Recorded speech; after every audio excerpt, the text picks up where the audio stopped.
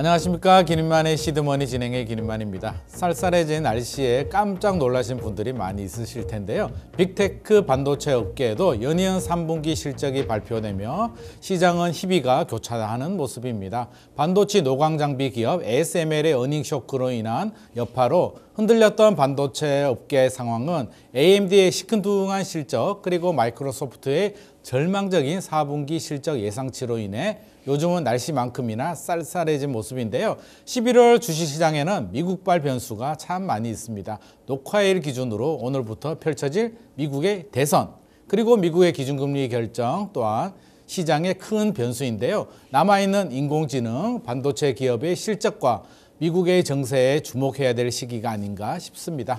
자, 이러한 상황 속 시드머니에서 여러분의 포트 재정비에 도움이 될 만한 다양한 반도체 빅테크 이야기를 들고 왔으니까요. 끝까지 시청 바랍니다. 자, 오늘은 스튜디오에 저는 이분이 주식시장에서 최고인 것 같습니다. 차영주 소장님 오셨고요. 항상 함께 하시죠. 박상정 앵커님 두 분 함께 합니다. 안녕하세요. 안녕하세요. 네.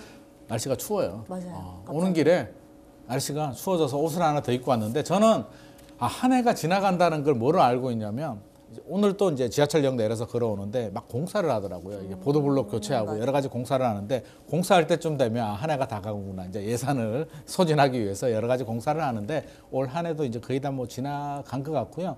항상 이때 이제 하는 얘기가 있죠. 다사다난했던 뭐가 그렇게 다사다난한지 올해는 특히 다사다난했던 것 같습니다. 맞습니다. 주식시장의 반도체, AI 섹터 중에서 여러 가지 이슈들이 있었는데 가장 화제가 되는 이슈를 꼽아주신다면 우리 박상정 앵커님이. 네. 이 가운데서 아마 주식 투자하시는 분들은 천비디아, 그리고 뭐 주식 투자 안 하시는 분들도 천비디아라는 알죠. 단어 네네. 들어보셨을 거예요. 네. 아마 첫 번째로 꼽아볼 수 있는 것은 올 한 해 이 국내 투자자뿐만 아니라 전 세계에서 큰 관심을 받았던 이 엔비디아의 급등을 첫 번째로 꼽아보고자 합니다. 엔비디아가 천비디아라는 이름에 걸맞는 그런 주가를 나타내게 된 게 5월이었습니다. 물론 그전에도 꾸준히 오름세를 나타내기는 했었는데요. 5월 22일, 현지 시간으로 5월 22일이었습니다.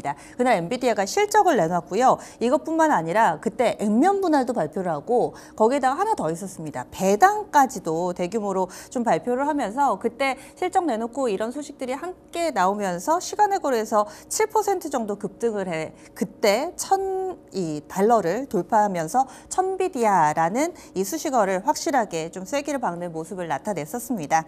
그리고 뿐만 아니라 앞으로도 실적이 계속 좋을 거다라고 이 엔비디아 CEO가 자신감을 드러냈었는데 이런 부분들은 그 이후에도 주가 상승에 계속해서 좀 영향을 미쳤었고요. 지금 현재 엔비디아 주가 보시면은 $1,000 안 넘는데 하실 수도 있는데 그때 액면 분할이 발표돼가지고 현재는 단위가 좀 달라졌다라고 보실 수가 있겠습니다. 액면 분할을 하면서 오히려 한 주당 가격이 낮아지면서 원활한 주가 상승에 좀 배경을 만들어줬다라고 볼 수가 있겠고요.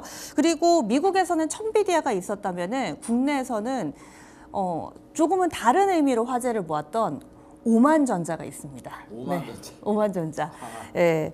이제 삼성전자의 오명이라고도 할 수 있는데요. 이 삼성전자 같은 경우는 다른 쪽으로 기록이 좀 많이 나왔습니다. 엔비디아가 계속해서 사상 최고치를 썼다면은 삼성전자는 올해 사실 상반기까지는 괜찮았거든요. 그런데 하반기 들어서 갑자기 안 좋아지기 시작해가지고요.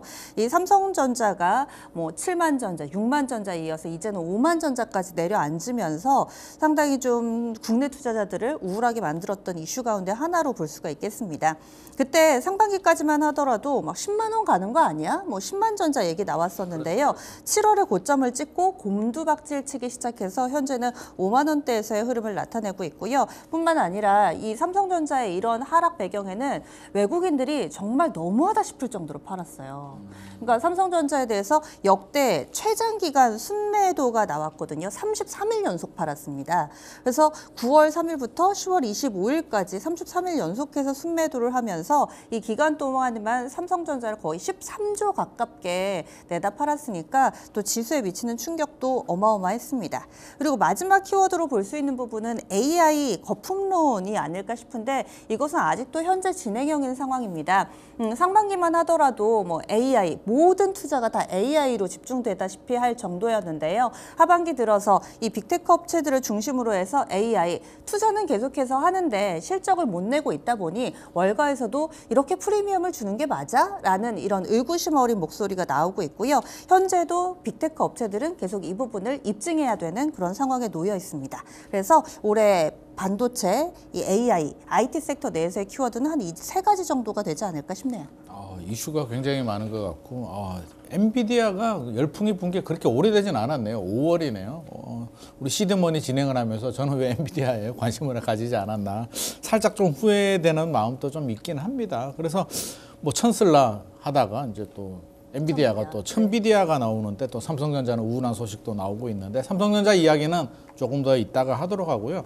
올해 IT 업계에 이제 여러 가지 변수들이 있습니다. 변수들 뭐 금리도 있을 것 같고요. 우리 또 대선 녹화일 기준으로 이제 대선 또 시작이 됐고 사실 우리는 참 피곤해요. 이게 미국 대선, 미국 금리 여러 가지 문화적 상황 다 고려를 해야 되는 부분인데 이 부분에 대해서 이제 최대 변수 우리 소장님께서 정리를 좀 해주시죠. 일단 우리가 그 주식시장에서 전반적으로 보면 지금 소장님 말씀하신 대선이라든지 대선 뭐 누가 대통령이 되느냐에 따라서 이거는 굉장히 큰 거죠. 네네. 이건 왜냐하면 뭐 아니면 도기 때문에 왜냐하면 해리스가 결정이 나던 트럼프가 결정이 나던 그들이 내세우고자 하는 미국에 대한 그리고 글로벌 정책들이 비슷한 면도 있고 비슷한 면은 우리가 특별히 신경 쓸 건 없죠. 다른 면이 있기 때문에 이거는 우리가 이 결과에 따라서 그리고 일단 결과가 나오고 여러분들이 이것을 보실 때는 결과가 나왔을 수도 있습니다만 중요한 것은 내년부터 본격적으로 미국의 대통령 임기가 시작이 되고 그러고 나서 이제 그들이 만들어내는 정책 이제 우리가 원래 공약과 정책은 또 다를 수가 있기 때문에 네네. 그 부분을 이제 살펴봐야 되겠죠. 그리고 이제 금리 같은 경우 올해 이제 드디어 금리가 미국 금리가 기준금리가 이제 내려오기 시작했고 우리도 내려오기 시작했죠. 자, 그럼에도 불구하고 이런 거 상관없이 지금 인공지능이 AI가 곽강을 받고 있다는 거죠. 어떻게 보면 참 특이한 케이스고 어떻게 보면 투자자들 입장에서는 참 심플한 모습일 수도 있습니다. 우리가 자동차라든지 아니면 뭐 화학이라든지 뭐 의학이라든지 이런 쪽들을 보면 자체적으로 매출과 영업이익을 만들어내는 것도 중요하지만 외부적인 변수에 따라서 움직이는 면도 상당히 크거든요. 그런데 인공지능이라는 새로운 모멘텀이 올해 나타나기 시작했고 이거는 근데 오래된 거예요. 이게 갑자기 나타난 건 아니에요. 단적으로 얘기를 들면 여러분들 알파고 기억하시죠? 네. 알파고가 벌써 10년 전 얘기입니다. 그게 10년이나 10년 전 얘기입니다. 근데 알파고 때 썼던 알고리즘과 지금의 알고리즘에 큰 차이점은 없어요. 단지 뭐가 발전했느냐? 그때 당시에 알고리즘을 구현할 수 있었던 컴퓨터의 한계를 드디어 잭슨 황이 극복했다라는 거예요. 그 부분 이제 뒤가 설명하긴 하겠습니다만 그러면서 이제 이게 대중화가 이루어지기 시작했다라는 거 볼 수 있는데 어찌 됐든 자 금리가 여기서 다시 올라간다. 그리고 미국의 대통령이 극단적인 상황을 한다. 그리고 만약에 지정학적 리스크가 우크라이나 전쟁이 더 확산되고 중동에서 이스라엘과 이란이 더 싸운다 한들 생각하기도 싫어요. 근데 네. 그러니까 우리가 최악의 경우를 생각한다 한들 네. 인공지능 투자가 안 될까요? 인공지능 투자가 멈출까요? 하겠죠. 오히려 그러니까 더 해야 되나? 이게 여러분들이 읽어내셔야 되는 게 인공지능과 관련돼 우리가 이제 주식 투자를 할 때 과연 이러한 변수들을 우리가 이제 지금 상황에서 예측할 수밖에 없잖아요. 근데 다른 변수가 나타난다 하더라도 인공지능이 멈추겠냐라는 부분들을 보면 그 부분이 아니라면 인공지능은 우리가 꾸준히 여기서 관심을 가져야죠.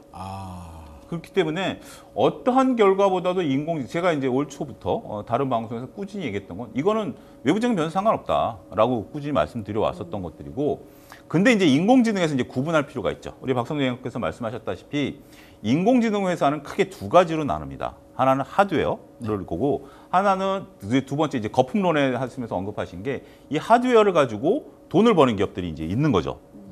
그것을 이제 구분할 필요가 있다. 이게 간단하게 얘기하면 우리가 과거 그 청바지 회사 금광 얘기를 많이 하는데 다들 청바지를 입어야 금을 캘 수 있죠. 청바지를 만드는 회사는 하드웨어. 우리나라의 하이닉스, 그렇죠. 그다음에 엔비디아죠. 네네. 이 청바지를 입고 금을 캐는 업체가 있고 금을 못 캐는 업체가 있습니다. 그렇게 단적인 예를 들면 아마존 같은 경우 지금 금을 캐고 있는 거고요. 네네. 우리나라 네이버 같은 경우 이건 좀 다른 얘기긴 합니다만 어찌됐든 인공지능에서 만들어냈는데 네. 돈을 못 벌고 있는 거죠. 그렇죠. 근데 이게 여러분들 산업에서 패러다임에서 무서운 게 뭐냐면 청바지를 파는 기업은 누가 돈을 버는지 상관하지 않습니다. 그리고 그렇겠죠. 금광을 지금 막 금광이 널려 있는데 여기 우리가 이제 지금 이 스튜디오에서 3명 있지 않습니까? 네네. 근데 지금 현재 김만 소장님이 막 열심히 금을 캐고 있어. 네. 근데 지금 이제 박성준 거랑 저랑 이제 청바지 입고 막 금을 캐려고 하는데 가능성을 보면 김만 소장님이 금을 다 캐갈 가능성이 있어요. 네. 그렇다 하더라도 박성준 앵커랑 저가 금을 캐는 걸 멈춰야 될까요? 그건 아니죠. 더 열심히 해야 되죠. 결과가 나올 때까지는 금을 파야 된다라는 이게 무서운 거예요. 그래서 저는 앞으로 지금 정리하자면 이렇습니다. 큰 흐름을 여러분들이 읽고 내셔야 되는데 일단 지금 우리가 청바지는 없어서 못 파는 상황이고 네네. 그다음에 벌써 돈을 벌기 시작하는 사람들이 있고 승자 독식이 될 거긴 하지만 후발주자 입장에서는 극단적인 상황까지 투자는 이루어져야 된다라는 거죠. 해볼 만 해야 된다라는 거죠. 그렇기 때문에 지금 여러분들의 투자는 오롯이 청바지 만드는 회사를 중심으로 그다음에 누가 돈을 버는지를 시뻘겋게 쳐다보면서 돈을 버는 기업과 못 버는 기업을 철저히 차별화해야 되는 시점이 바로 내년이다. 그렇게 정리하겠습니다. 우리 차영조 소장님하고 같이 공부를 좀 해야 될지 않나 싶고요. 생각해 보니까 최근에 뉴스를 보면 이제 인텔 우리 CPU의 강자 인텔이 뭐 다우에서 이제 밀려나고 그렇죠. 엔비디아가 올라왔다는 올라왔죠. 게 굉장히 상징적인 사건인 것 같고요. 어떻게 됐든지 간에 이제 반도체 우리 반도체 삼성전자 있고 SK 하이닉스가 있는데 이제 희비가 좀 엇갈리는 상황이긴 합니다. 반도체 주가 뭐 시장을 주도했다고 해도 뭐 어떻게든 뭐 과언은 아닌 것 같고요. 여러 대장적 흐름 우리나라로 따지면 뭐 삼성, 하이닉스가 있고 또 외국에도 또 다른 주식들이 있는데 우리나라와 이제 미국을 좀 구분을 해서 좀 설명을 좀 해주시면 좋을 것 같습니다. 아무래도 이제 미국이 주도하다 보니까 올해 2024년 기준으로 보면 그 엔비디아의 앞서 계속 얘기하신 천비디아를 하면서 이제 엔비디아가 이제 계속해서 고공행진을 하는 거죠. 네네. 이 GPU는 거의 독점입니다. 독점. 거의 90% 이상을 이제 그 잭슨왕이 엔비디아가 이제 만들어내는 입장이기 때문에 다른 후발주자들이 들어오려고 노력들을 많이 해요. 올 여름만 하더라도 후발주자들이 이 GPU를 따라잡겠다라는 뉴스에 따라서 주가가 요동을 쳤습니다. 오히려 한 특정 기업이 무엇을 개발하겠다라든지 특정 기업이 무엇을 통과했다라고 하면 그 기업이 올라가면서 상대적으로 엔비디아 주가가 떨어졌는데 지금 한 3, 4개월 지나고 보니까 그들의 매출은 지금 눈에 보이지도 않아요. 여전히 엔비디아의 매출만 있다라는 것들이고 이게 상당히 여러분들이 이 주식을 할 때 보셔야 된다라는 것이 저는 이렇게 예를 들어드립니다. 여러분들이 이제 기업체를 다니다 보면 어떤 하나의 담당자잖아요. 네. 근데 담당자가 자신의 거래처가 있는데 새로운 거래처가 와가지고 자 우리가 이거 더 싸게 더 성능 좋다라고 얘기할 때 그렇게 쉽게 바꿀 수 있나요? 그게 생각보다 어려운 거예요. 그래서 네네. 내가 더군다나 보수적인 담당자라면 굳이 다른 애가 와가지고 나한테 뭐라고 써봐 한들 굳이 내가 그걸 할 위험을 떠안을 이유가 있겠느냐라는 거죠. 그런 관점에서 보면 승자 독식이라는 게 굉장히 무섭다라는 거죠. 그렇죠. 하이닉스가 같이 이제 그걸 하면서 올랐고 삼성전자 같은 경우 앞서 5만 전자에 오명을 됐는데 8만 전자까지 갈 때는 이 모멘텀이었어요.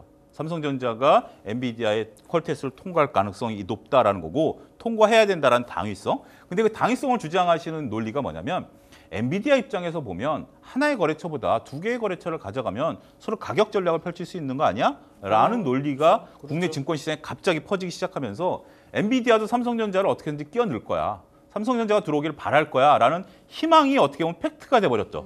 네네. 그러면서 주가가 8만 원까지 갔다가 그럼에도 불구하고 삼성전자가 이걸 통과를 못했죠. 어찌됐든 지금 현재 대세는 엔비디아와 하이닉스.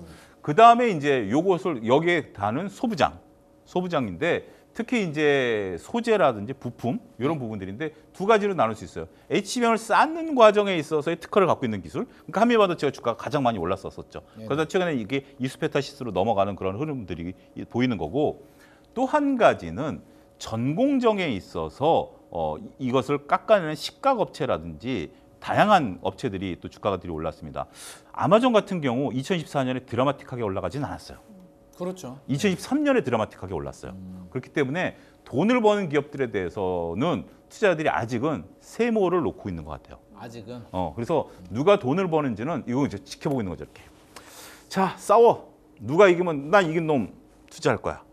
라는 거죠. 그렇기 때문에 돈을 버는 업체들에 대한 주가는 오히려 2025년에 더 많은 새로운 퍼포먼스를 보일 가능성이 있다. 엔비디아와 하이닉스는 상수고 네네. 이거는 어떻게 보면 그 뒤에 가서 전략을 말씀드리겠습니다만 대세 속에 흐름을 이용해서 이것만 잘 타면 파도만 잘 타면 되는 거고 그 다음에 새롭게 내가 인공지능을 투자하겠다라고 하면 정식으로 돈 버는 기업이 내년에 주가 퍼포먼스가 화려하게 나타날 것이다. 이게 정식으로 돈 버는 업체를 빨리 좀 캐치를 좀 할 필요가 있을 것 같고요. 뭐 우리가 이제 엔비디아 얘기, 뭐 아마존 다 좋습니다만 우리는 또 우리나라가 또 걱정입니다. 삼성전자 목표 주가를 또 줄줄이 내리는 증권사들이 늘어나고 있습니다.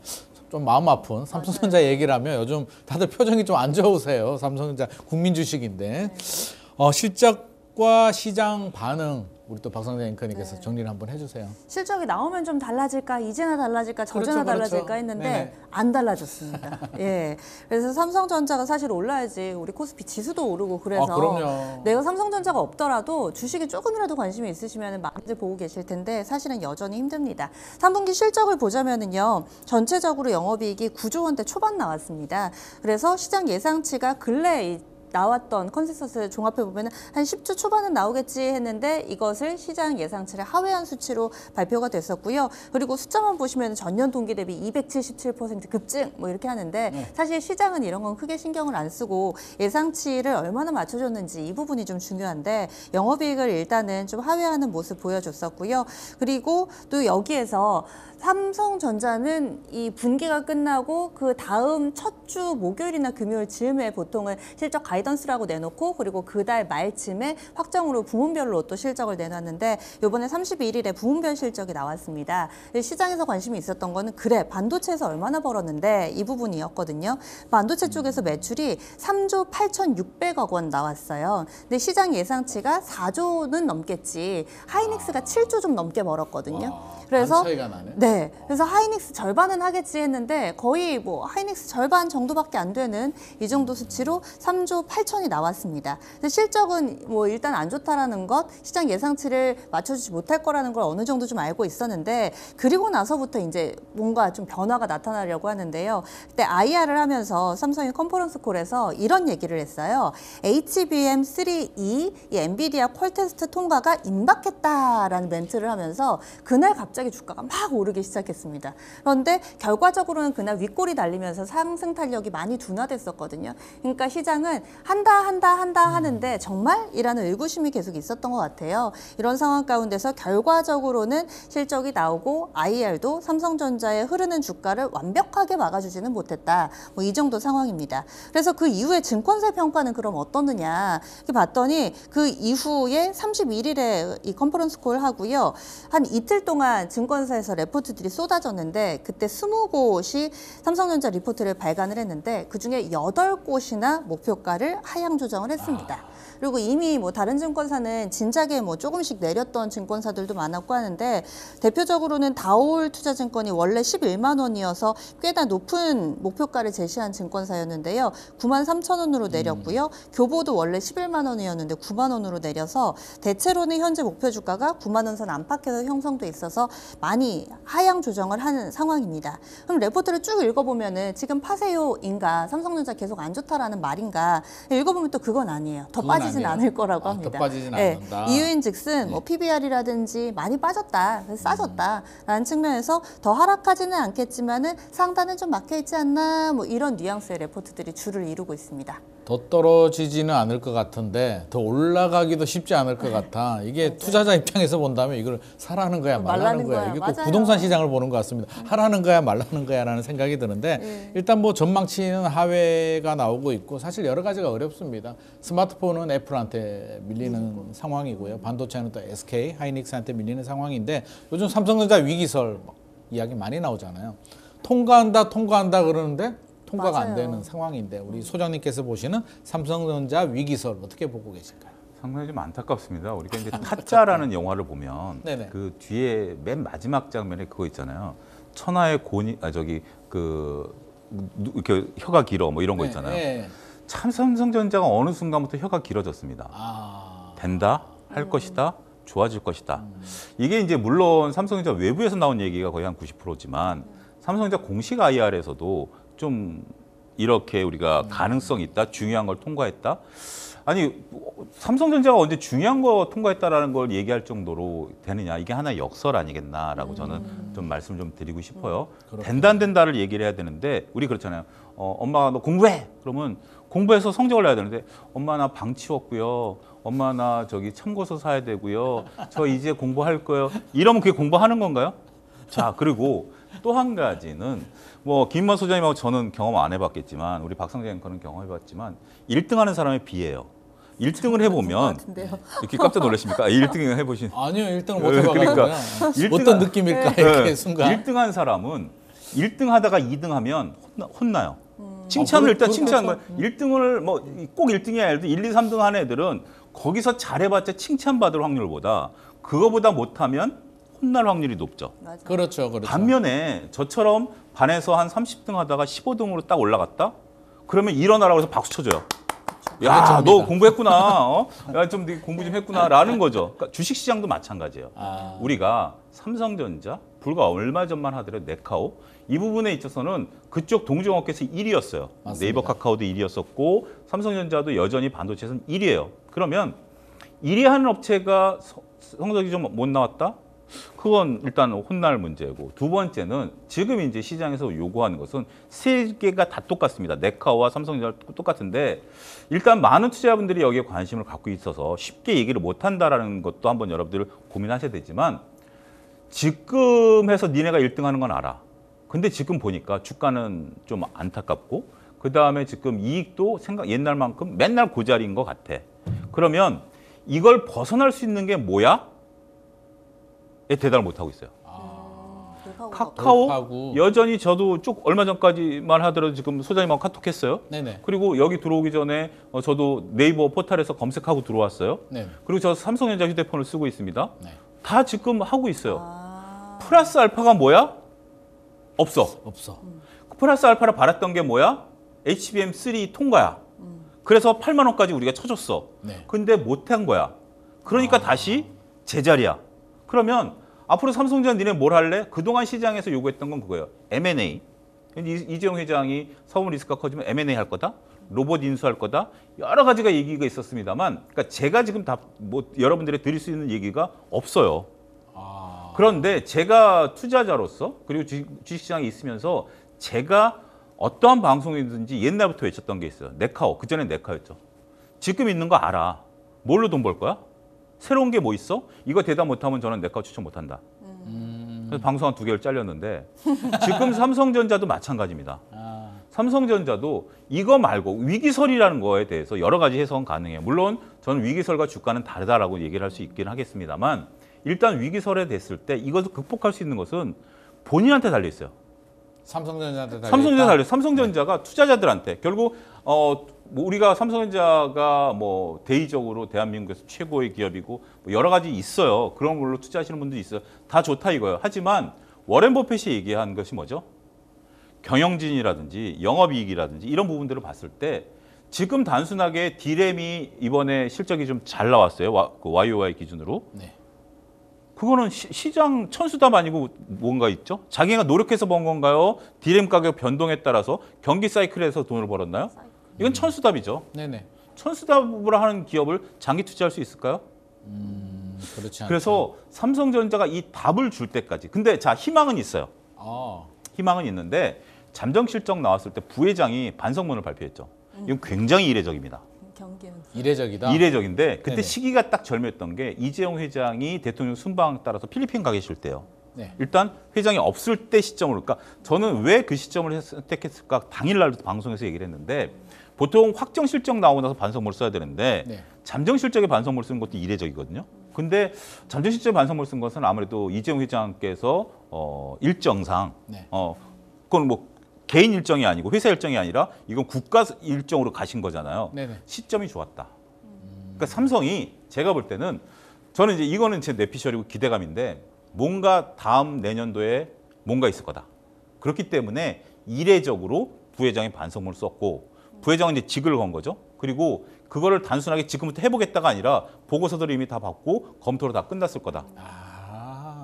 회사 생활 해보면 짐작이 가죠. 네네. 여기도 개편한다 그러면 뭐 개편하기 전에 나름대로 경영진들은 큰 틀이 있는 거죠. 네. 비용을 줄인다라든지 아니면 비용을 늘려서라도 공격적으로 시청률을 늘려야 된다라든지 큰 그림이 잡혀 있는 상태에서 세부적인 거를 발표를 하는 거기 때문에 우리는 그걸 읽어낸다라면 저는 이제 뒤에 가서 주가 얘기를 하겠습니다만 삼성전자가 가장 동트기 전에 어두운 모습일 거다 지금. 이게 그 얘기는 지금 매수 시점이라고 보나요? 저는 갑자기- 지금 드디어 분할로 아. 삼성전자를 모아갈 시기다라고 보여집니다. 아. 여기에 더군다나 우리가 이제 7만 전자부터 6만 전자까지 할 때 이런 표현을 좀 드리고 싶어요. 8만 전자 갈 때 뭐가 있었냐면 HBM에 대한 기대감이 있었잖아요. 네네. 근데 지금은 다이어트한 주가입니다. HBM에 대한 기대감 지금 이제 다 빠졌다. 누가 얘기해도 이제 안 믿어요. 네. 이제 양치기 손이 돼버렸어요. 네네. 그런데 여기에 그 알파가 붙는다?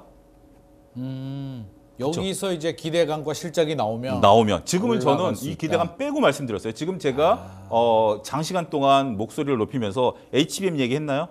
안 했죠. 했어요. 네네. 근데 6만 원이면 이제 외국인들이 살만하다라고 했는데 여기에 HBM이 붙어버리면 이거는 뭐 게임이 달라지는 거죠. 그래서 근데 삼성전자와 하이닉스는 서로 대체제가 아닙니다. 저는 대체제가 이렇게 아니다. 표현을 좀 드리고 싶은데 하이닉스 팔아서 삼성전자 사야 돼? 여기에는 저는 노예요. 삼성전자는 삼성전자 나름의 역할이 있고 하이닉스는 하이닉스 나름의 역할이 있어요. 저는 이렇게 표현하고 싶어요. 삼성전자는 짜파게티고요. 네. 하이닉스는 진라면이에요. 같은 라면이에요. 같은 라면인데 둘 다 먹고 싶은. 그러니까 저처럼 이렇게 살찌고 김만 소장님처럼 하면 둘 다 먹을 수 있어요. 네. 돈이 많으시면 둘 다 드셔도 돼요. 자금이 한정적이라면 짜파게티를 먹을 것이냐, 취향껏. 진라면을 먹을 것이냐 이해가 되시죠? 네네. 전혀 다른 라면이에요. 라면이지만 전혀 다른 성격의 라면이에요. 그렇기 때문에 오케이. 여러분들이 하나 골라서 맛있게 드시면 될 것 같아요. 시원한 답변 감사합니다. 네. 저도 이제 정리가 된 것 같습니다. 계속 저도 사실 좀 기다리고 있었거든요. 네. 들어가려니까 알고 HBM 이게 통과 이거 어떻게 되지? 계속 망설이고 있었는데 이제 좀 확신이 좀 쓰는. 가장 우리가 기분이 이 듭니다. 팁을 얻어야 되는 게 싸울 때 얄미운 게 내가 딱 때리면 제가 딱 뒤로 물러나잖아요. 네. 때리는데 버티면 이놈은 센 놈이에요. 네. 삼성전자가 7만 원에서 6만 원 올 때 다들 얘 좋다 했는데 퍽퍽 넘어졌는데 이제 나쁘다 그래서 막 때렸는데 얘가 안 넘어져. 이제 뭔가 버틴다. 있는 거죠. 뭔가 있다. 그렇게 정리하도록 하겠습니다. 삼성전자 희망의 불빛을 보고 있는 것 같고요. 자, 이제 삼성 외의 이야기도 우리가 좀 해봐야 되겠죠. 글로벌 반도체 업체들, 장비 업체들 주요 실적 한번 정리를 해주시죠. 네. 이번 실적 시즌에 발표된 국내외 관련된 기업들을 보면은 조금 전에 말씀드렸던 삼성전자하고 그리고 대표적인 슈퍼을 ASML 이 두 기업은 울었고 그리고 또 엔비디아하고 TSMC 대만이 웃었다. 뭐 이렇게 정리가 가능합니다. 일단 가장 좋았던 엔비디아는 1월 결산 법인이어가지고요. 5월부터 7월까지가 2분기에 해당하는데 그때 나왔던 실적이 좋았습니다. 그래서 매출이 300억 달러, 예상치가 287억 달러 정도였는데 예상치를 상회하는 흐름을 나타냈고요. 그리고 EPS 같은 경우도 시장 예상치가 0.65달러였는데 0.68달러 기록하면서 엔비디아는 뭐 매 분기마다 모범생입니다. 가뜩이나 이 시장 눈높이가 올라가 있는데도 그 이상을 보여주니까 계속해서 주가 퍼포먼스가 나오고 있는 상황이고요. 엔비디아와 같이 또 궤적을 같이 하는 TSMC. TSMC 3분기의 실적 좋았습니다. 매출액이 235억 달러였는데 시장 예상치 233억 달러였고 이것을 약간은 상회하는 수치로 나오면서 TSMC도 잘했다라는 평가를 받고 있습니다. 그렇다면 부진한 쪽 삼성은 앞서 말씀을 드렸고요. 이 만년 정말 늘 이 전 세계 반도체를 호령할 것 같았던 ASML 이 빅테크 업체들의 CEO도 한 대만 팔아주세요라고 읍소를 할 정도의 그런 업체였는데 뭔가 근래 들어서는 위상이 좀 바뀌고 있다라는 느낌을 지울 수가 없습니다. 이 첨단 공정 EUV라고 하죠. 거기 들어가는 장비를 사실상 독점 공급하고 있는 슈퍼올로 알려진 이 업체가 3분기에 매출이 우리 돈으로 11조 정도 기록을 했습니다. 그리고 영업이익은 3조가량으로 시장 예상치를 소폭 하회했습니다. 그런데 여기에서 소폭이에요. 크게 뭐 미스가 나거나 하진 않았는데 문제는 신규 수주 금액이었는데요. 신규 수주 금액이 26억 유로로 발표가 됐는데 시장 예상치가 53억 정도였거든요. 그러니까 시장 예상치의 절반 정도밖에 신규 수주가 안 된 상황입니다. 그래서 이 부분에 대해서 앞으로의 우려가 커진 거고 그럼 왜 신규 수주가 이것밖에 안 됐냐 봤더니 삼성과 인텔이 주요 고객사인데요. 이쪽에서 파운드리 투자가 지연되고 있어서 ASML의 실적이 앞으로 더 안 좋지 않을까라는 우려가 나오고 있는 상황입니다. 그리고 여기에서 다루진 않았는데 AMD도 사실 엔비디아 하면 AMD 빼놓을 수가 없잖아요. 네네. AMD도 실적이 좋았는데 문제는 앞으로가 안 좋을 거다 해서 실적 발표한 당일에 주가가 10%나 급락했거든요. 그래서 반도체 섹터 내에서도 이제는 극심한 차별화가 나타나고 있다라는 점이 뚜렷하게 나타나고 있습니다. 반도체 섹터 안에서도 이제 막 양극화가 진행 중이고 요즘 우리 사회의 또 주 이슈가 양극화이긴 한데 자, 뭐 전교 1등이라고 해도 뭐 과언이 아니죠. 엔비디아 친구 이제 TSMC하고 ASML 두 친구가 있는데 두 친구 이야기 좀 해봐야 될 것 같습니다. 일단 뭐 시가총액 1조 원 돌파하고 요즘 뭐 AI 반도체 공급망 주도권 잡고 있는 TSMC 뭐 여러 가지 연구 개발 계획들도 나오는데 TSMC 전망 한번 말씀해 주세요. TSMC는 이제 우리가 좀 복잡합니다. 복잡해요? 일단 미국과 관련돼서도 있고 중국과 관련돼서도 있다라고 말씀드릴 수 있겠죠. 그렇겠네요. 일단 미국과 관련해서는 지금 TSMC가 미국에다가 가장 큰 공장을 짓고 있습니다. 처음에 이제 칩스법에 따라서 삼성전자가 간다고 하니까 TSMC가 더블을 불렀죠. 2배를 이제 불렀고 삼성이 그거보다 조금 이제 더 투자를 하는 건데 일단 TSMC 입장에서 본다면 이제 파운더리에 집중하는 거죠. 자, TSMC와 삼성전자의 차이점은 뭐냐면 파운드리는 주문 맞춤형 제작입니다. 주문 맞춤형 제작이고 네네. 삼성전자가 이제 그 시장에 뛰어들려고 하는 거죠. 그러니까 전 세계에 있어서 파운드리에 있어서의 55%를 TSMC가, 그러니까 절반 이상을 TSMC가 가져가고 삼성전자는 대략 한 15%에서 20% 사이 정도 가져가고 있어요. 그러니까 1, 2위의 격차가 어마어마하게 커지고 있죠. 근데 이제 TSMC 같은 경우 계속 공장을 짓다 보니까 삼성전자가 이걸 이제 따라잡기 위해서 우리나라에 이제 공장을 파운드리를 짓겠다 하다가 지금 이제 최근에 다시 D램으로 급선회를 해버렸죠. 여기에 이제 인텔 같은 경우도 뛰어들려고 했어요. 각국이 반도체 보조금을 주니까 유럽도 이제 자기네가 만만치 않으니까 했는데 거기 제일 먼저 손들고 들어간 게 인텔이었어요. 우리도 파운드리 해보겠다. 유럽에다 파운드리 공장을 짓겠다. 근데 인텔은 스스로 취소를 했죠. 그러니까 이게 승자 독식이라는 게 TSMC가 50% 넘는 것을 우리가 따라잡으려고 하니까 만만치 않은 거예요. 그런데 자, TSMC 이제 미국 쪽은 이제 그런 거죠. 근데 한 가지 이제 대통령이 누가 되느냐, 그리고 정책이 어떻게 만들어지느냐의 부분에 따라 좀 달라질 수 있지만 어쨌든 TSMC는 미국에서 장악력이 있고 지금 이제 TSMC가 어디에 있죠? 대만에 있죠. 대만에 있고 이게 또 TSMC의 잭슨 황 씨가 뭐 여러 가지 이제 그 친인척 따지고 보면 화웨이랑 다 엮여 있고 이게 중국 본토랑 또 연결이 돼 있어요. 중국계죠. 중국계죠. 네네. 중국계인데 네. 이게 지금 이제 양안 정책에 따라서 또 내용이 달라지고 있습니다. 지금 이제 대만의 총통이 누구냐면 국민당이 된 거죠. 네네. 국민당의 이제 총수는 대만이 원래 정치적으로 딱 두 당이 있어요. 우리 여야가 있는데 하나는 친중국 성향, 하나는 민족주의 성향. 그러니까 대만 본토인에 대한 그런 성향인데 그동안에 이제 장개석 이후부터 친중국 성향이었다가 이제 지난번 이번이 친대만계로 된 거죠. 그러니까 민족주의. 이제 딱 이분이 총통되고 나서부터 이제 시진핑이 막 으르렁 되고 있는 거죠. 근데 그렇다 한들 이 TSMC가 이제 중국에 미치는 영향을 보면 뭐 한꺼번에 얘기를 하면 화웨이랑 관계를 끊는다라고 하지만 실질적으로 그걸 완전히 이제 이게 정치적인 거하고 경제적인 거 끊을 수는 없다라는 측면에 있어서 보면 지금 이제 중국 같은 경우도 내수가 굉장히 어렵잖아요. 근데 네네. 대만 위에 있는 그쪽 그 땅들을 보면 거기가 굉장히 지금 이제 우리가 군사적인 긴장도가 높아져 있지만 또 한 성을 또 대만이 먹여 살리고 있거든요. 그러니까 바다 건너서 거기서 부품 만들어 갖고 TSMC가 조립해서 보내고 이런 스타일이기 때문에 이런 부분들을 놓고 본다라면 저는 지금 이제 표면적으로는 미중 간의 갈등, 그래서 TSMC의 위치가 어정쩡하지만 누군가를 결정을 해야 된다라면 미국 쪽 손을 들긴 하겠지만 TSMC가 커지고 나면 미국도 컨트롤 못할 가능성이 높다. 그러면 이제 또 ASML 슈퍼을 이야기 ASML 좀 먼저 말씀을 어닝 쇼크 맞았다고 하는데 이거 왜 그럴까요? ASML이 뭐 하는 회사냐라는 걸 아셔야 될 것 같아요. 앞서 네네. 제가 이제 웨이퍼를 이렇게 들었잖아요. 네. 웨이퍼에다가 여기다 반도체를 만들려면 그림을 그려야 돼요. 그림을 근데 여기다 어떻게 그릴까요? 눈에 보이지도 않는데. 그래서 뭐냐면 포토 과정, 아까 EUV 과정 사진을 팍 찍는 거예요. 그게 노광 장비 ASML입니다. 그게 여기다가 노광장비예요? 딱 그 사진을 찍으면 설계도로 사진을 찍는 거죠. 네네. 설계도를 쫙 뿌려주는 거예요. 그러면 거기에 맞춰가지고 눈에 보이지 않는 컴퓨터가 쫙 자르고 액체 기체로 뭐 깎아내고 막 이 작업을 하는 거예요. 이거를 하는 거죠. 이 기술이 자 눈에 보이지 않는 설계도를 거기다 찍어야 된다. 삼성도 개발하고 있는데 쉽지가 않아요. 쉽지 않은 거예요. 근데 지금 ASML의 저는 위기다라고 보는 게 아니라 MSML은 그냥 1등하는 기업이에요. 뭔가 새로운 게 나타날 가능성은 별로 없다. 그냥 1등이죠. 1등인데 지금 1등하는 애가 한 5등으로 떨어져서 문제인데 5등으로 떨어진 이유 중에 하나가 결국 지금 이제 반도체 업계가 인공지능으로 가는데 인공지능을 가더라도 기본적으로 디램 기반이기 때문에 ASMR에 들어가야 돼요. 네. 근데 앞서 이제 박성재 앵커가 얘기한 거에서 빠졌던 부분들을 제가 좀 하면 미국이 직접 사장 불러다가 처음에 중국 주지 말라 그랬어요. 네. 근데 우리 주겠다 그랬어요. 진짜 슈퍼홀이에요. 네. 그러다가 그러면 우리가 제재하겠다라고 하니까 네덜란드 정부가 나서가지고 얘네를 말린 거예요. 그래서 중국 안 준 거예요. 중국을 안 주다 보니까 신규 수주를 못 받는 거예요 지금. 이제 근데 저는 내년이면 아싸 그리고 다른 데서 다 채갈 가능성이 일단 높다. 두 번째는 ASML이 어떻게 했냐면 AS도 하지 말라.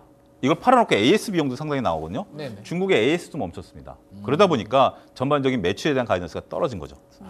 자, 이게 중국 중국이 때문이다. 어떻게 지금 이제 이것을 활용하느냐라고 보면 중국이 7나노를 개발했어요. 네. 우리가 이제 지금 2나노, 4나노 가는데 갑자기 7나노를 개발했어요. ASML 장비가 못 들어감에도 불구하고 우리나라 하이닉스가 2020년에 주가가 못 올라갔던 이유 중에 하나가 뭐냐면 인텔의 그 중국 공장을 인수했었거든요, 하이닉스가. 네. 그러면서 그때 당시 어떤 논란이었었냐면 그때부터 ASML 장비가 들어가서 인텔 공장을 새롭게 업그레이드를 해야 되는데 막은 거예요, 미국이. 네. 그래서 하이닉스가 인텔 공장 인수한 거 망하는 거 아니야? 이제 그러면서 하이닉스 위기설이 터졌는데 이제 HBM으로 살아난 거거든요. 네네. 얘네가 어떻게 했냐면 일본에서 노후된 장비를 사다가 네. 여기에다가 4번 쏜 거예요. 1번, 2번, 3번, 4번. 그럼 설계도가 가능해요. 아. 그게 중국에서 나온 논문인데 그 논문을 실험을 한 거예요, 직접. 네. 근데 성공한 거예요. 오. 그래서 7나노 처음 나왔을 때 사람들이 안 믿었는데 그 중국에서 논문을 제시하면서 이렇게 된다라고 해서 여기다가 몇 번씩 쏘면 야. 물론 이제 그 대신 그런 것들이 있죠. 이렇게 쏘면서 어긋나니까 이게 못 쓰는 것들도 나타나지만 수율이 안 나오지만 가능은 하다. 야, 머리 어찌 좋은데. 됐든 ASML은 그냥 우리가 이 인공지능 관련해서 관심을 좀 많이 받는 기업이지만 얘네가 제자리를 찾아간다 하면은 여전히 매출이 그러니까 우리가 중요한 게 영업이익과 매출이 늘어나는 거지만 영업이익률이 중요하거든요. 그러니까 우리가 보통 볼 때 이렇게 사람도 가장 잘 자랄 때가 청소년기잖아요. 그때는 그렇죠. 막 네네. 쑥쑥 크잖아요. 그때가 투자하기 적게요. 근데 김만 소장님이 지금 키가 자라긴 하는지는 모르겠습니다. 몸무게는 자라겠죠. 네. 몸무게는 자라는데 그게 투자 아이디어로 보냐? 그게 PBR 투자 아이디어거든요. 그러니까 네네. 결국 청소년기에는 PER로 보면 쑥쑥 자라니까 투자할 만하지만 김만 소장님한테 우리가 바랄 수 있는 건 이제 몸무게 늘어나는 거니까 투자를 해서 장기 투자는 가능하겠지만 네. 신규로 이렇게 모멘텀 투자는 불가능하지 않을까 그렇게 말씀드리겠습니다. 뭐 ASML 같은 경우는 세계 넘버원이고 이제 중국 문제만 해결이 되면 또 뭐 탄탄대로는 가겠으나 성장성에 대해서는 또 네. 그렇다라는 특별히 말씀. 우리가 굳이 거기까지 지금 들어갈 건 없다. 그렇습니다. 자, 이제 또 우리 또 미국 이야기 안 할 수가 없죠. 대선 이야기 좀 해봐야 될 것 같은데요. 대선 쟁점이 된 반도체. 현 바이든 정부의 트럼프와 이제 해리스가 되느냐에 따라서 정책이 어떻게 되느냐에 이제 관련인데 반도체 관련 발언들 공약에서 어떤 내용이 있었는지 정리를 좀 해주시죠. 네, 반도체 산업을 바라보는 두 후보의 시각 그리고 공약에 있어서는 극명한 차이를 가지고 차이가 있는데 있다. 네, 해리스 캠프 같은 경우는 반도체 산업을 육성을 하겠다, 정부가 지원을 하겠다, 현재 바이든 대통령이 그대로네요. 현재 기조를 그대로 좀 유지할 것으로 예상되고요. 반면에 트럼프 캠프 쪽 같은 경우는 보호무역주의가 기조기 때문에 이 부분을 유지하면서 중국을 때리면서 이 반도체 산업, 우리 반도체 산업을 보호하겠다라는 것을 골자로 하고 있습니다. 그래서 이건 뭐 매체 내용을 좀 합하니까 해리스 후보가 되는 게 현재 상황을 좀 유지하는 게 조금 더 긍정적인 시나리오다? 뭐 이런 의견들이 있는데 여기에 대해서는 사실은 조금 분분한 것 같아요. 그리고 돼봐야지 또 어떻게 진행될지 그렇죠. 이 부분을 좀 봐야 된다라는 내용도 있고요. 지금 해리스 후보 쪽 같은 경우는 반도체 리쇼어링을 유지한다. 여기에서 반도체 리쇼어링은 해외 반도체 생산 시설을 다시 미국으로 이전하는 미국의 정부 정책 기조를 의미를 합니다. 그래서 이 반도체 산업을 미국 본토에 좀 유치하고 육성하고 이 부분을 핵심으로 하고 있고요. 트럼프 후보 같은 경우는 뭐 반도체 산업의 일부 악재가 될 수도 있다라는 이야기들이 있습니다. 왜냐하면은 트럼프 후보가 반도체 산업을 바라보는 시각에 약간은 좀 날이 서 있다라는 것을 볼 수 있는 여러 멘트가 있었는데요. 먼저 7월 달에 한 매체 블룸버그와 인터뷰를 했는데 트럼프 이 후보가 이런 얘기를 했어요. 대만이 미국 반도체 사업의 100%를 가져갔다. 근데 사실 질문의 취지라든지 지금까지 대만 얘기하던 상황이 아니었거든요. 이 문답을 할 때. 근데 골자에서 갑자기 대만이 미국의 반도체 산업을 막 훔쳐갔다, 가져갔다, 100% 가져갔다 이렇게 얘기를 하면서 반도체 얘기하다가 결과적으로 트럼프 후보가 하고 싶었던 내용은 반도체 산업 가져갔고 너네 돈 많으니까 우리한테 방위비네. 미국, 중국하고 싸우면 우리가 막아줄 수밖에 없잖아. 반도체를 걸고 넘어져서 다른 쪽에서 이렇게 수거를 하려는 작전을 세우고 있다라는 생각. 거기에다가 이 부분과 맥락을 같이 하는 게 10월 달에도 한 매체 인터뷰가 있었는데요. 반도체법은 너무 나쁜 거래다라고 이야기하면서 현재 이 칩스법에 대해서도 비판을 했기 때문에 현재 이 바이든 정부의 기조를 이어가기는 힘들 거다. 따라서 국내 반도체 업체들에 대해서도 견제가 좀 있을 거다라는 시각이 주를 이룹니다. 야, 이렇게 미국 대선 결과에 따라서 이제 글로벌 반도체 업계들도 승계가 되느냐, 바이든 정책이 그대로 가느냐, 또 트럼프가 되면 어떻게 바뀌느냐, 굉장히 좀 사실 좀 머리가 아플 것 같긴 한데요. 이 시나리오별로 이제 누가 되느냐에 따라서 정리를 한번 좀 해주세요. 일단 가장 기본적인 게 일단 그 미국은 자국 우선주의고요. 그렇죠. 또 한 가지 해리스가 되느냐, 트럼프가 되느냐 이면도 하나 보셔야 되는데 네. 이번에 대통령 선거와 동시에 상하우 의원 선거가 이루어집니다. 네네. 미국은 주기적으로 상하우 의원을 한꺼번에 바뀌니까 정기적으로 바꾸거든요. 근데 이러한 법안 통과를 하는 것은 하원이고요. 네. 지금 현재 하원을 장악하고 있는 것은 공화당입니다. 네. 그래서 이런 것들을 여러분들이 보시면 민주당 정부에서 지금 공화당이 하원을 장악하고 있는데 생물보안법을 통과시켜줬어요. 그러면 생물보안법은 누가 대통령이 되든지 간에 상관없이 유지된다는 거죠. 그렇겠네요. 자, 지금 우리가 얘기하는 게 트럼프가 지금 이제 뭐 2차 전지라든지 에서 각종 보조금을 다 없애겠다라고 하는데 하원을 민주당이 장악해버리면 자기 뜻대로 안 돼요. 미국은 의회와 타협을 해야 되죠. 네. 반면에 해리스가 당선이 돼서 우리는 유지하겠다라고 했는데 공화당이 여전히 장악해버리면 또 해리스도 자기 마음대로 못 해요. 그러니까 뭐냐면 해리스를 내세운 이유를 봐야 되는데 트럼프와 바이든이 붙었을 때 바이든이 문제가 딱 되면서 민주당 지지율이 떨어지니까 그때 여러분들 기사 검색해 보시면 나오고 기억나실 겁니다. 해리스를 내세우면서 민주당에서 하는 얘기가 의회는 내주지 말자 였었어요.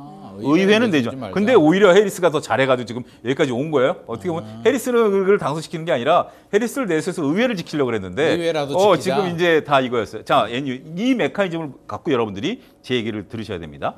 자, 지금 그러면 지금 현재 민주당 정부는 오바마 때부터 리쇼어링 정책, 박성재 교수도 말씀하셨다시피 해외에 나가 있는 기업들을 이제 불러들이는 거죠. 근데 불러들이는데 그냥 오라 그러면 안 오니까 안 오죠. 네. 세금을 준 거예요. 보조금이라는 것은 세금을 줘서 불러들이는 거예요. 아니, 세금을 줘서 왜 불러들여? 근데 세금을 줘서 불러들이면 미국의 고용이 늘어나죠. 그러면 고용이 늘어나고 그 기업들에 있는 종사자들이 세금을 또 내죠. 소비가 촉진되고 이 메커니즘이 민주당의 그 케인지안 경제학에 대한 기본적인 개념이에요. 그들이 갖고 있는 생각. 근데 공화당 그게 아니에요. 세금을 왜 써? 관세를 때릴 거야.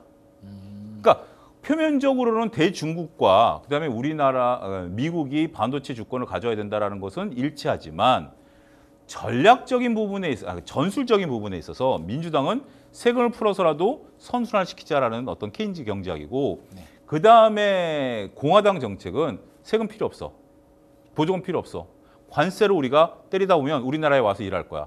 관세 내면서 일하는 대신 안 할 거야. 근데 반도체라는 것은 1997년에 무관세 정책이 지금까지 통용이 되고 있어요. 반도체는 관세가 안 붙습니다.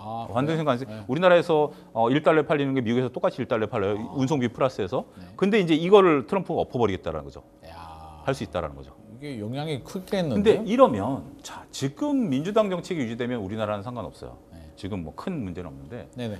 트럼프가 관세 정책을 펼치게 되면 미국에서 공장 짓고 있는 애들은 어떻게 되는 거죠? 지금 삼성전자 아까 170억 달러 말씀하셨잖아요.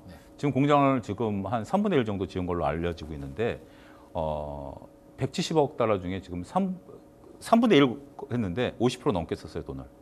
왜냐하면 이거 이후에 인건비가 올라가고 원자재 가격이 올라가면서 돈이 막대하게 들어가기 시작하는 거예요. 삼성전자가 그래서 지금 이제 더 위기다라는 얘기도 거기 나온 건데 하이닉스 멈췄죠. 발표만 해놓고 아직 안 하고 있죠. 이게 하이닉스를 제가 칭찬해줬던 몇 가지 사건들이 있어요. 하나는 돈이 없으니까 돈을 마련하기 위해서 자기들이 갖고 있었던 주식을 담보로 EB를 발행했어요. 그러니까 EB는 뭐냐면 자사주, 그러니까 자산을 자본으로 환원하는 건데 이거 굉장히 좋은 정책이고 두 번째는 미국 간다고 발표해놓고 멈췄어요. 그때 한일 수출가 떨어지면서 야 뭐 반도체 업황이 안 좋구나라고 했는데 결정을 미룬 게 이게 신의 한 수가 돼버린 거죠.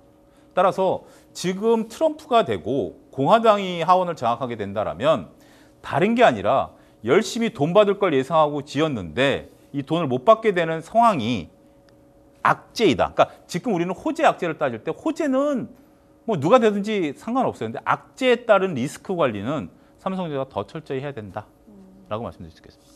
자, 미국 상황 이렇게 좀 살펴봤고요. 또 이게 반도체 우리나라 또 중요하잖아요. 뭐 주력 수출품이 이제 반도체고 반도체 자동차가 우리를 먹여 살리고 있는데 17개월 연속으로 뭐 무역 흑자는 기록을 하고 있습니다. 기록하고 있는데 우리 수출업계 그래도 한번 상황 정리를 한번 하는 게 좋을 것 같습니다. 네, 현재는 좋은데 앞으로는 물음표다. 앞으로는 물음표예요. 네, 또? 이렇게 핵심을 먼저 말씀드릴 수 있겠는데요. 네네. 10월에 수출액이 1년 전보다 4.6% 증가했습니다. 575억 달러를 발표를 했고요. 그리고 품목별로 보자면은 역시나 우리나라 최대 수출 품목인 반도체 수출 잘하고 있습니다. 125억 달러로 6년 만에 역대 10월을 이렇게 쭉 나열해서 보면은 최대 실적을 기록했다. 뭐 이렇게 볼 수가 있겠습니다. 반도체 수출 12개월 연속해서 플러스 흐름 이어가고 있고요. 여기까지만 보면은 지금 잘하고 있는데 뭐가 걱정이냐 하실 수도 있는데 올해 상반기 그리고 10월까지 보면은 원달러 환율이 상당히 높은 수준을 기록을 했습니다. 그래서 그렇죠. 환율 어부지리 효과도 빼놓을 수가 없고요. 그리고 지역별로 봤을 때 지금 반도체 이 10월이 아니라 9월 전체 데이터로 봤을 때 반도체 수출에서 중국 쪽으로 수출한 게 30%가 안 됩니다. 29.4%를 차지를 했습니다. 그래서 최대 시장인 반도체 중국으로 반도체 수출 비중이 30% 아래로 내려간 게 지난 2011년 10월 이후에 처음이라고 해요. 우리 수출이 반도체 쪽에서 약간씩 좀 노이즈가 생기는 균열이 생기고 있는 이런 상황이라서 사실은 좀 걱정이 되지 않나라는 시각도 좀 있는 것 같아요. 그리고 반도체 산업 생산 지수를 보더라도 1년 2개월 만에 꺾였습니다. 그래서 앞으로 이 하반기 남은 11월, 12월 수출 데이터를 조금 더 집중해서 봐야 된다라는 목소리들이 나오고 있습니다. 일단 흑자는 기록 중인데 좀 불안한 흑자다라는 말씀을 해주셨고요. 우리 이제 올해 얼마 남지는 않았는데 우리 반도체 업계의 전망하고 내년은 어떻게 준비해야 될까? 삼성전자 SK도 잘하고 있습니다만 앞서서 말했듯이 중국은 쫓아오고 있고 또 시장은 발빠르게 변하고 있기 때문에 어떤 준비를 해야 될지 우리 소장님께서 조언을 좀 한번 해주신다면서요. 요 설명 전에 아까 10월 달 수출 품목표를 한번 좀 화면에 띄워주셨으면 좋겠습니다. 자, 우리가 이제 반도체 전망을 할 때 저 표를 한번 우리가 이 표를 가지고 한번 좀 설명을 드리도록 하겠습니다. 반도체가 가장 많이 수출이 됐죠. 여전히 품목 중에. 근데 과거에 우리나라 그 수출 품목을 보면 반도체와 석유화학 제품이 1, 2위를 다쳤습니다. 우리가 상당히 석유화학이 많이 했는데 지금 반도체는 여전히 1위이지만 석유화학은 이미 석유 제품과 화학을 합친다 하더라도 반도체와는 상당히 확연한 격차가 떨어졌죠. 반면에 자동차가 올라갔습니다. 그러면 자, 우리 지금 주식시장에서 가장 지금 인기를 끌고 있는 건 반도체고 자동차죠. 네. 석유화학을 거론한 사람은 없습니다. 그렇죠. 그렇게 시대가 변한다라는 거죠. 그러면 우리나라 반도체에 대한 수출도 말씀하신 것처럼 D램도 우리가 그 D램 부분에 있어서 미국과 일본을 따라잡았듯이 중국이 우리를 따라잡지 말라는 법은 없는 거죠. 그러면 그렇죠. 네. 우리가 이제 기댈 수 있는 것은 여전히 새로운 HBM에 대한 부분들이 되는 거고 삼성이 빨리 이 자리를 꿰차야 된다는 거고 자, 그럼 내년에 대한 저는 반도체 전망은 여전히 HBM과 관련된 종목들은 상수다. 단 이게 이제 이렇게 보셔요. 주식은 처음에 기대감으로 오르고요. 그다음에 실적으로 오릅니다. 이건 여러분들이 공식으로 외워두셔야 돼요. 첫 번째 기대감으로 오르고요. 그다음에 실적으로 오릅니다. 네. 기대감으로 오를 때가 가장 퍼포먼스가 좋습니다. 자, 우리가 그렇죠. 그렇잖아요. 경제학적으로 한계 효용이라는 것처럼 배가 고프면 우리가 뭐든지 머릿속에 있잖아요. 그러면 그 상상에 먹을 것이 정말 침샘을 고이지만 막상 딱 그거를 입에 들어가는 순간 그다음부터는 끝이에요. 그렇죠. 그렇죠. 그런 것처럼 원래 그 자고 있을 때 옆에서 누군가 밤에 끓인 라면 냄새가 미치는 거죠. 네. 근데 막상 라면을 먹고 나면 뭐죠? 포만감에 후회감만 몰려오죠. 후회하죠. 내가 왜 이랬을까? 네. 그런 것처럼 지금 HBM에 대한 주가는 저는 이미 라면 냄새를 맡은 주가다라고 생각을 합니다. 네. 이제부터는 실적에 따라서 희비가 엇갈릴 겁니다. 그래서 그냥 무조건 우리가 2024년에 HBM 관련주들이 올랐으니 다시 올라가겠지라는 생각은 일단 버리십시오. 그리고 주력인 하이닉스만 하더라도 지금 변동성이 시작됐잖아요. 변동성이 시작됐기 때문에 이 변동성을 이용한 철저히 차트를 갖고 매매를 해라. 제가 하이닉스를 왜 차트를 갖고 매매하라고 하면 차티스트들, 그러니까 차트를 보는 분들이 얘기하는 일성이 뭐다? 차트는 모든 정보가 녹아 들어가 있다라는 거죠. 저는 이거는 맞고 틀리고의 상황이 다르다. 예를 들어서 아무도 모르는 주식에 정보가 녹아 들어갔다? 저는 그렇게 보진 않아요. 그렇지만 많은 분들이 쳐다볼 때는 거기에 정보가 녹아 들어갔다. 자, 우리가 테슬라, 우리가 모르는 정보를 지금 얻을 수 있을까요? TSMC 우리가 모르는 정보를 얻을 수 있을까요? 근데 주가는 움직이잖아요. 네네. 그래서 그 정보들이라는 거예요. 심리라는 게 다 전 녹아 들어가 있다라고 봐요. 그래서 테슬라가 됐던 하이닉스가 됐던 엔비디아가 됐던 차트 플레이를 하자. 단 내년에 하이닉스에 중대한 위기가 올 수도 있다. 아, 그래요? 이제는 경쟁자들이 나타날 시간이 슬슬 됐다.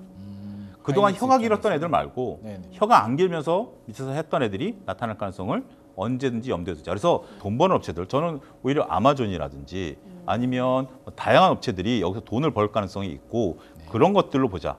근데 우리가 단순하게 이게 플랫폼 업체 인공지능만 돈을 벌까요? 그렇게 생각하지는 않습니다. 그러면 제가 올 여름에 깜짝 놀랐던 게 뭐냐면 롯데마트를 갔더니 그때 인공지능이 이제 막 우리한테 참외 앞에 편말이 있어요. 제가 이제 여기 사진 찍어놓은 게 있는데 AI가 선별한 아, 참외. 저도 봤어요. 있죠. 요즘 많죠. 그러면 이제 인공지능으로 할 수 있는 게 뭐냐면 AI가 할 수 있는 것은 지금까지 우리 가장 쓰는 사진 판독은 최고예요. 빨리 데이터를 하는 거기 때문에 네. 우리가 인공지능 오해가 뭐냐면 자 차영주가 저 녀석이 살을 뺄까 말까 이거 인공지능 몰라요. 네. 근데 차영주가 지난번 이토마토에 나왔을 때보다 대략 살이 빠졌다 안 빠졌다 인공지능 판단할 수 있어요. 진짜 빠졌거든요. 그렇죠. 왜냐하면 이걸 보니까 네. 지금 오늘 그 인공지능, 그러니까 의료용 AI 업체가 미국과 유방암 그 판독하는 걸로 계약을 맺었다고 해요. 네. 그게 뭐냐면 유방암 같은 경우는 우리가 이제 암세포가 있는지 없는지를 사진으로 판독할 수 있는 거거든요. 아, 그래요? 뇌에는 뭐 혹이 있다 사진 이런 업체들을 우리가 좀 봐야 될 것 같아요. 그동안 그런 업체들이 주가가 한번 올랐다가 떨어졌는데 이러한 부분으로 실질적으로 진짜 찐수혜죠. 단순하게 이제 아마존처럼 하는 것들도 있습니다만 의료용 AI라든지 네. 아니면 이것을 이용해서 뭔가 실질적으로 진짜 돈 버는 업체들이 나타날 것이고 그게 이제 그동안 1, 2년 동안 막 연구가 진행이 됐겠죠. 그런 것들에 대한 상용화 가능성도 봐야 되겠고 저는 이 인공지능이 발달하면 발달할수록 자율주행 같은 경우도 충분히 가능하다. 농기계의 자율주행이 가장 먼저 시작될 거고요. 농기계는 한정된다고 해서 할 거고 지금 여러분들 농기계 업체들이 웃긴 게 뭐냐면 여러분들 미국 유튜버를 쳐보면 사람이 안 탄 농기계 미국은 이제 넓잖아요. 네. 그래서 기계가 쭉 가요. 농작물이 있는데 뭐다? 레이저로 잡초만 쏘는 거예요. 이게 농작물이 잡초인지 인공지능이 판단할 수 있다 없다? 있다. 사진이니까. 아. 그러니까 톡톡 그냥 사람은 여기에서 가만히 있고 기계가 가면서 촉촉촉 하면서 잡초를 제초제 안 뿌리고 친환경 농업. 앞으로는 이렇게 AI 산업, AI 실적이 이제 뒷받침되는 곳들도 눈여겨봐야 된다라는 말씀. 저는 이것까지 생각을 안 했는데 이제 우리 이것까지도 좀 체크를 하셔야 될 것 같고 이제 마지막으로 이제 저거 이거 하나 가지고 지금 이 시간까지 이제 제가 기다렸습니다. 우리 투자자들 뭐 반도체도 당연히 있고요. 우리 작년만 하더라도 뭐 2차 전지였지만 지금은 반도체입니다. 투자자들의 안전한 포트폴리오를 위한 조언과 전략, 대응 방안 설명을 해주시죠. 반도체 내년에는 안전하지 않다. 안전하지 않다. 지금 정답은 김인만 소장님 말씀하셨어요. 2023년엔 뭐였죠? 2차 전지였지만 2024년에 안전하지 않았죠? 그렇죠. 2024년 상반기 때 반도체가 안전했기 때문에 2025년에 반도체는 저는 안전하지 않다고 봐요. 안전하지 오히려 않다. 네. 제약바이오라든지 네. 아니면 경기가 돌아설 가능성이 높은 경기 관련 민감주들이 오히려 더 안전할 수 있다. 남들이 다 아는 거 가지고 뒤에 들어가서 먹자 할 것은 없는 게 주식시장의 속성이다. 하지만 그래도 놀려면 여전히 반도체에서 놀자. 그러면 반도체 투자 아이디어 대안 지금 이제 들어가서 그러면 야, 창훈이 네 말 다 알겠는데 나는 머리가 아파서 네 말은 대충 알겠는데 종목을 모르겠어. 하라는 거야, 말라는 거야. 말라는 거야. 어디를 하라는 거야. 네, 그거죠. 대안을 말씀드리겠습니다. 네. ETF입니다. ETF. 네. 그래서 특히 이제 ETF 같은 경우 어디까지 발달돼 있냐면 미국의 인공지능 ETF를 국내 두 군데 증권사에서 발매를 했어요. 제가 특정 증권사니까 얘기를 안 하겠지만 그러면 원화로 미국의 인공지능과 관련된 ETF를 살 수 있어요. 그러면 그게 이제 한 증권사는 실시간 반영이 안 되는 걸로 알고 있습니다만 어쨌든 그 부분을 차치한다 하더라도 밤새서 미국 주식 볼 필요 없어요. 그걸로 보시면서 ETF 투자를 한다. ETF가 상당히 좋은 게 지금 현재 우리가 주주하는 정책 나오면서 제가 이제 다른 방송에서 끊임없이 이제 기다렸던 게 ETF 나오길 기다렸거든요. 그것도 발매됐잖아요. 그런 것처럼 제가 왜 주주하는 정책과 관련해서 ETF를 봤냐면 뭐 우리가 보험주, 금융주들 상당히 사기 어렵잖아요. 네네. 근데 주주하는 정책을 하는 건데 그런 건 ETF 사기 좋거든요. 자, 인공지능을 어떻게 보면 2024년 상반기까지는 개별 주식 사는 게 좋아요. 좋았죠. 근데 지금 엔비디아를 사야 돼, 하이닉스를 사야 돼, 아마존을 사야 돼, 뭐 뭘 사야 돼. 이제 복잡해지는 거야. 이제 점점 까다로워지는 거야. 셈법이. 네네. 그럴 때 대안으로 나올 수 있는 게 ETF다. 그리고 미국 ETF도 있고 국내 ETF도 있고 그런 부분들을 여러분들이 적절히 하신다라면 ETF로 한 30% 정도 저는 이거는 좀 꽤 높은 비중인데 30% 정도 반도체는 그냥 박아놓고 네. 그다음에 하이닉스 오르고 내릴 때마다 한 1, 20%씩 사고 팔고 하고 나머지 제약바이오도 이제 올라갈 거고 네. 비만 치료제 좋잖아요. 네네. 제가 이 얘기했다가 와이프한테 혼났는데 비만 치료제는 동일하지가 않아요. 저는 아랫배가 나왔고 집사람 윗배가 나왔거든요. 그러니까 집사람과 제가 먹어야 되는 비만 치료제 약이 다르거든요. 아, 그렇기 달라요, 때문에 또 그것도? 미국에서 비만 치료제가 나왔다 그래서 국내 비만 치료제 약이 안 팔리는 게 아니에요. 아, 그렇기 때문에 네. 그런 부분들에 대한 어떤 새로운 아이디어 이런 것들을 보시면 내년에는 더 재밌는 투자가 되지 않을까. 굉장히 다이나믹한 2025년 기대가 되고요. 일단 ETF 투자에 좀 관심을 두라는 말씀 제 귀에 쏙 들어왔습니다. 자, 오늘 이렇게 좀 마무리를 해야 될 것 같습니다. 이상으로 기능만의 시드머니 마무리하도록 하겠습니다. 오늘 다양한 말씀 해주신 두 분께 진심으로 감사드립니다. 네, 오늘 차영주 소장님, 박상장 앵커님과 함께 다양한 이야기 나눠봤습니다. 시청자 여러분의 시드머니 투자에 현명한 판단이 되셨길 바라겠습니다. 저희는 다음 이 시간에 더 재밌고 더 알차고 더 새로운 경제 이슈로 찾아오도록 하겠습니다. 감사합니다.